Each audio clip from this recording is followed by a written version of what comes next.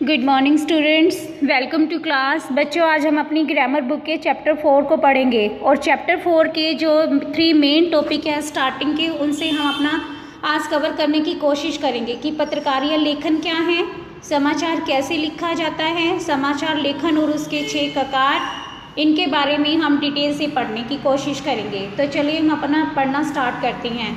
तो सबसे पहले देखिए कि एक अच्छे लेखन के लिए ज़रूरी बातें कौन सी हैं कि छोटे वाक्य होने चाहिए। छोटे वाक्य जल्दी समझ आ जाते हैं, लेकिन बड़े वाक्यों को की जो संरचना है वो थोड़ी जटिल हो जाती है। इसलिए जहाँ तक संभव हो वाक्य कैसे होने चाहिए, छोटे होने चाहिए। आम बोलचाल की भाषा और शब्दों का इस्तेमाल ज़्यादा से ज़्यादा होना चाहिए, ठीक है। उसके बाद अच्छा लिखने के लिए अच्छा पढ़ना भी बहुत ज़रूरी है, इसलिए जाने माने लेखकों की रचनाएं ध्यान से पढ़नी चाहिए। अब लेखन में विविधता लाने के लिए छोटे वाक्यों के साथ साथ कुछ बड़े वाक्यों का प्रयोग भी हम कर सकते हैं, मुहावरे और लोकोक्तियों का प्रयोग उसमें डालकर, ठीक है। उसके बाद है कि अपने लिखे, इसकी और क्या है कंडीशन, अपने लिखे हुए को दोबारा एक बार ज़रूर पढ़ना चाहिए, ताकि अगर कोई मिस्टेक्स रह जाती हैं तो उसको टाइम रहते हटाया जा सके। और लिखते टाइम ये भी ध्यान रखना चाहिए कि आपका उद्देश्य किसी भावनाओं का हर्ट करना नहीं होना चाहिए, कि हमारी वजह से किसी की भावनाओं को ठेस नहीं पहुंचनी चाहिए। और क्या है कि एक अच्छे लेखक को पूरी दुनिया से लेकर अपने आसपास घटने वाली घटनाओं, समाज और पर्यावरण पर गहरी निगाह रखनी चाहिए और उन्हें इसी तरह से देखना चाहिए कि वे अपने लेखन के लिए उससे विचार बिंदु निकाल सके। और एक अच्छे लेखक में तथ्यों को जुटाने, किसी विषय पर बारीकी से विचार करने का धैर्य होना चाहिए। आगे देखिए कि जो हमारी पत्रकार जो लेखन के विभिन्न माध्यम हैं वो लिखे कैसे जाते हैं। जैसे समाचार पत्रों का ही हम जिक्र करते हैं, तो अखबारों के लिए लिखना आसान भी है और मुश्किल भी है। आसान क्यों है कि पत्रकारिता लेखन के विभिन्न रूपों और उनकी लेखन प्रक्रिया की बारीकियों से अगर कोई इंसान परिचित है तो अखबार के लिए बहुत ईजिली लिख सकता है, लेकिन उसे पत्रकारिता लेखन का ज्ञान नहीं है, वो इसके तौर तरीकों से वाकिफ़ नहीं है, तो उसके लिए लिखना बहुत मुश्किल हो जाता है, या यूं कहें कि पसीने छुड़ाने वाला भी हो सकता है। अब पत्रकारिता लेखन है क्या, समाज में उसकी भूमिका क्या है और वो अपनी इस भूमिका को निभाता कैसे है। लोकतांत्रिक समाज में एक पहरेदारी की तरह काम करता है कौन, पत्रकारिता। अब जनमत निर्माता के तौर पर बहुत महत्वपूर्ण भूमिका भी पत्रकारिता की होती है, और अपने पाठकों के लिए वे बाहरी दुनिया में खुलने वाली एक ऐसी खिड़की है जिसके जरिए असंख्य पाठक हर रोज सुबह देश दुनिया और अपने आस पड़ोस की घटनाओं, समस्याओं, मुद्दों और विचारों से अवगत होते हैं। हमारी कंट्री में बहुत से लोग ऐसे होते हैं जो मॉर्निंग से बेसब्री से वेट कर रहे होते हैं कि कब न्यूज़पेपर आए और कब हम पढ़ें कि दुनिया में क्या कुछ हो रहा है। कई लोगों का तो बगैर न्यूज़पेपर पढ़े कोई काम ही शुरू नहीं होता है। अब ये पत्रकार जो हैं, ये समाचार जो है, समाचारों में जो लोग रिपोर्टर काम कर रहे होते हैं वो 3 तरह के होते हैं। एक तो पूर्णकालिक, दूसरा अंशकालिक, और फिर आता है फ्रीलांसर यानी स्वतंत्र। जो पूर्णकालिक पत्रकार है ना, वो किसी समाचार संगठन में काम करने वाला नियमित वेतनभोगी होता है। नियमित वेतनभोगी का मतलब रेगुलर कर्मचारी होता है, वहाँ का रेगुलर एम्प्लॉय होता है। और जो अंशकालिक पत्रकार, जिसे हम स्ट्रिंगर भी बोलते हैं, वो एक निश्चित मानदेय पर काम करने वाला होता है, जैसे हम पार्ट टाइम जॉब जैसे बोलते हैं उस टाइप का होता है। लेकिन जो फ्रीलांसर पत्रकार है उसका संबंध किसी खास अखबार से नहीं होता, बल्कि भुगतान के आधार पर अलग अलग अखबारों के लिए लिखता है। जैसे पार्ट टाइम टीचर जो हैं वो एक स्कूल से दूसरे स्कूल, दूसरे स्कूल से तीसरे स्कूल, मतलब पेमेंट के अकॉर्डिंगली वर्क करते हैं। जस्ट लाइक वैसे ही जो फ्रीलांसर होते हैं ना, वो अपने पेमेंट के अकॉर्डिंगली अलग अलग अखबारों के लिए लिखते हैं, ठीक है। लेकिन माना क्या जाता है कि पत्रकारिता जल्दी में लिखा गया एक साहित्य है। जल्दी में लिखा गया क्यों? क्योंकि डे बाय डे साहित्य तो क्या होता है, समाज का दर्पण होता है। जैसे लेखकों की और कवियों की जो रचनाएं हैं वो काफ़ी सालों से चलती आ रही है, वो एक दिन में तो नहीं लिखी गई ना। इसको जल्दी में लिखा गया साहित्य क्यों बोलते हैं कि डे बाय डे जो भी दुनिया में चल रहा है, जो भी पूरी दुनिया में घटित हो रहा है, उसकी इन्फॉर्मेशन हमें डेली देते रही, इसीलिए इसको जल्दी में लिखा गया साहित्य बोलते हैं। इसका रिश्ता किससे होता है? तथ्यों से होता है, कल्पना से नहीं। अब जैसे मैंने आपको बताया था लेखकों और कवियों की रचनाएं नहीं है। अब लेखक तो क्या है, कोई इमेजिनेशन से भी कोई रचना क्रिएट कर सकता है, लेकिन समाचारों में ऐसा बिल्कुल नहीं होता है, पत्रकारिता में। इसका रिश्ता किससे होता है? तथ्यों से होता है, वास्तविकता से होता है, ठीक है। और ये करते क्या है, ये पाठकों की रुचियों और ज़रूरतों को ध्यान में रखकर किए जाना वाला लेखन है। यानी कि इसमें जो भी रिपोर्टर लोग लिखते हैं वो जनता के इंटरेस्ट और रुचियों के अकॉर्डिंग लिखते हैं कि उनका इंटरेस्ट किस चीज़ में है, वही न्यूज़ को वो ज़्यादा से ज़्यादा पब्लिश करने की कोशिश करते हैं।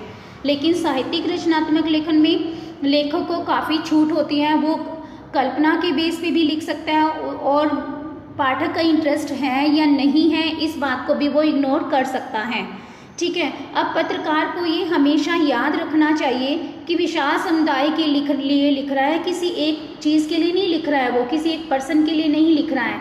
इसके अलावा पत्रकारीय लेखन में अलंकारिक या संस्कृतनिष्ठ भाषा शैली के बजाय आम बोलचाल की भाषा का इस्तेमाल करना चाहिए, क्योंकि इसको पढ़ने वाला जो पाठक वर्ग है वो बहुत ज़्यादा है। इसलिए हमें इस चीज़ का खास तौर से ध्यान रखना होता है कि जो भी हम लिख रहे हैं उसमें टिपिकल वर्ड्स का इस्तेमाल हम ना करें। अब समाचार लिखा कैसे जाते हैं इसके बारे में हम पढ़ते हैं। पेज नंबर 70 पे है कि अधिकांश खबरें एक खास शैली में लिखी जाती है। सूचना या जानकारी को सबसे पहले पैराग्राफ में लिखा जाता है, उसके बाद उसके सबसे कम महत्वपूर्ण और उसके बाद मतलब उस न्यूज़ को ख़त्म किया जाता है।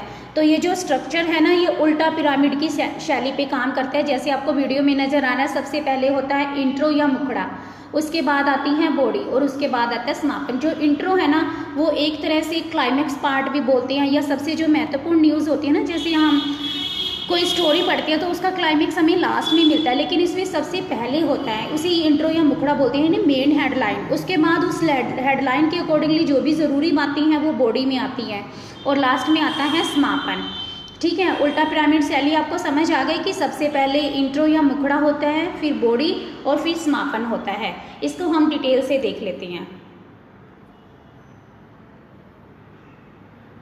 अब देखिए, जो उल्टा पिरामिड की शैली है उसके 6 ककार होते हैं। 6 ककार का मतलब 6 ऐसे मेन टॉप स्टेप्स होते हैं जिनके जरिए कोई न्यूज़ क्या बनती है, पब्लिश होती है। जैसे क्या, किसके, कहाँ, कब, क्यों और कैसे। जैसे आपको इस डायग्राम में दिखाई दे रहा है कि जो पहले की 4 पार्ट है, कौन कौन से, क्या, कौन, कहाँ और कब, ये चारों के चारों पार्ट जो हैं वो इंट्रो में आते हैं, और क्यों और कैसे आता है बॉडी पार्ट में। समझ आ गया आपको? अब देखिए आप, जैसे आमतौर पर 3 या 4 ककारों को आधार बनाकर खबर लिखी जाती है, जिसमें क्या, कौन, कब और कहाँ होते हैं, और जो लास्ट के 2 ककार हैं वो किस में होते हैं, हमारे बॉडी पार्ट में होते हैं, जो तथ्यों पर आधारित होते हैं। और इसमें हम क्या इंक्लूड करते हैं, कैसे और क्यों, की घटना कैसे और क्यों हुई। अब आगे देखिए आप इसके बारे में। ये जो एग्जाम्पल्स है ना, ये बिल्कुल एक्यूरेट एग्जाम्पल है किसी समाचार या पत्रकारिता की लेखन शैली के बारे में या उल्टा पिरामिड शैली के बारे में। जैसे जो इंट्रो पार्ट होता है उसमें क्या लिखा जाता है कि मॉस्को में छत ढहने से 4 लोग मरे और 29 घायल हो गए। तो समाचार का इंट्रो क्या होगा, मॉस्को 23 फरवरी, पश्चिमी मॉस्को के बाओमोस्की बाजार में गुरुवार की रात छत ढहने से 4 लोगों की मौत हो गई, 29 घायल हो गए और 100 से ज़्यादा लोगों के मलबे में फंसे रहने की आशंका है। ये एक इसका मेन पार्ट है, ठीक है। उसके बाद आता है बॉडी।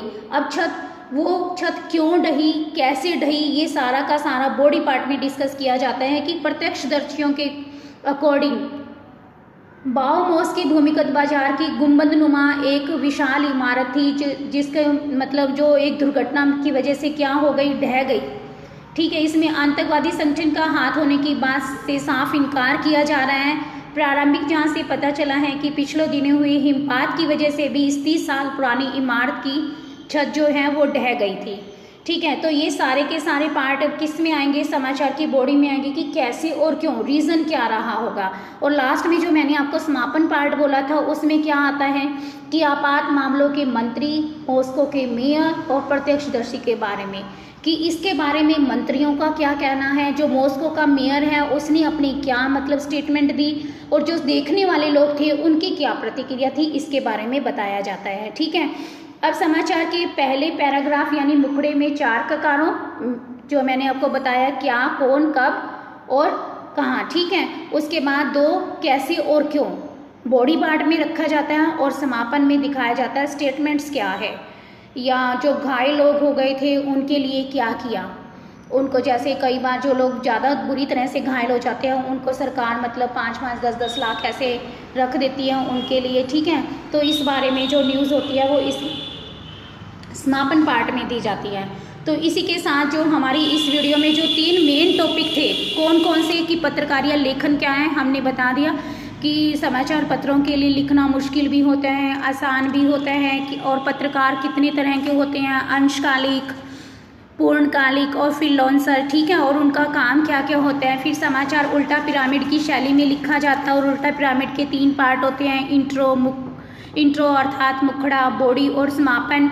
और जो ये तीनों के तीनों पार्ट हैं वो कितने ककारों में डिवाइड होते हैं, 6 ककारों में डिवाइड होते हैं। जो हमने किया है क्या, कौन, कहाँ, कब, क्यों, कैसे, ये उसके 6 ककार हैं, ठीक है। और इसका एग्जाम्पल भी हमने दिया है, ये आप अच्छे से कर लेना। तो बेटे हम जो बाकी पार्ट है फीचर से स्टार्ट करेंगे हम अपनी नेक्स्ट वीडियो में। तब तक आप इस वीडियो को ध्यान से देखते रहना। अगर कोई प्रॉब्लम है देन आप मुझे मैसेज कर सकती हैं। तो आज के लिए thank you, have a nice day to all and thanks for watching my video.